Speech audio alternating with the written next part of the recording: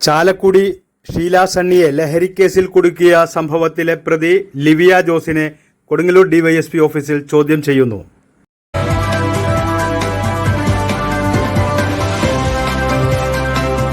ചാലക്കുടിയിലെ വ്യാജ ലഹരി കേസിൽ മുംബൈയിൽ നിന്ന് കൊടുങ്ങല്ലൂർ പോലീസ് അറസ്റ്റ് ചെയ്ത മുഖ്യപ്രതി ലിവിയ ജോസിനെ കൊടുങ്ങല്ലൂർ ഡിവൈഎസ്പി ഓഫീസിൽ ചോദ്യം ചെയ്യൽ തുടരുന്നു.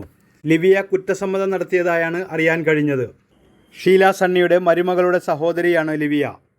കേസിൽ ലിവിയയെ പ്രത്യേക അന്വേഷണ സംഘം പ്രതി ചേർത്തിരുന്നു. ചോദ്യം ചെയ്യാൻ വിളിപ്പിച്ചതിനെ തുടർന്ന് ലിവിയ ദുബായിലേക്ക് മുങ്ങുകയായിരുന്നു. തുടർന്ന് പോലീസ് ഇവർക്കെതിരെ ലുക്കൌട്ട് നോട്ടീസ് പുറപ്പെടുവിച്ചു. ഫെബ്രുവരി 13-ന് ദുബായിൽ നിന്നെത്തിയ വിമാനത്തിൽ ലിവിയയുണ്ടെന്ന് വിവരം ലഭിച്ചതിനെ തുടർന്നാണ് ലിവിയയെ മുംബൈ എയർപോർട്ടിൽ നിന്നും പിടികൂടിയത്. തുടർന്ന് ലിവിയയെ കൊടുങ്ങല്ലൂരിലേക്ക് കൊണ്ടുവരികയായിരുന്നു. ഷീല സണ്ണിയുടെ സ്കൂട്ടറിൽ വ്യാജ LSD സ്റ്റാമ്പ് വെച്ച് ലിവിയ ജോസാണെന്ന് കേസിൽ അറസ്റ്റിലായ ഒന്നാം പ്രതി നാരായണദാസ് വെളിപ്പെടുത്തിയിരുന്നു. 2023 ഫെബ്രുവരി 27-നാണ് ലഹരിമരുന്ന് കൈവശം വെച്ചതിന് ഷീല സണ്ണിയെ എക്സൈസ് സംഘം പിടികൂടിയത്. ഇൻ്റർനെറ്റ് കോളിലൂടെ ലഭിച്ച വിവരങ്ങളുടെ അടിസ്ഥാനത്തിലായിരുന്നു അറസ്റ്റ്.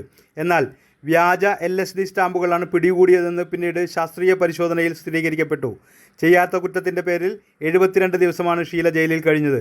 സംഭവത്തിൽ എക്സൈസിന് വ്യാജ വിവരം നൽകിയത് മരുമകളുടെ സഹോദരി ലിവിയയുടെ സുഹൃത്തായ തൃപ്പൂണിത്തറ ഏരൂർ സ്വദേശി നാരായണദാസ് ആണെന്ന് കണ്ടെത്തി.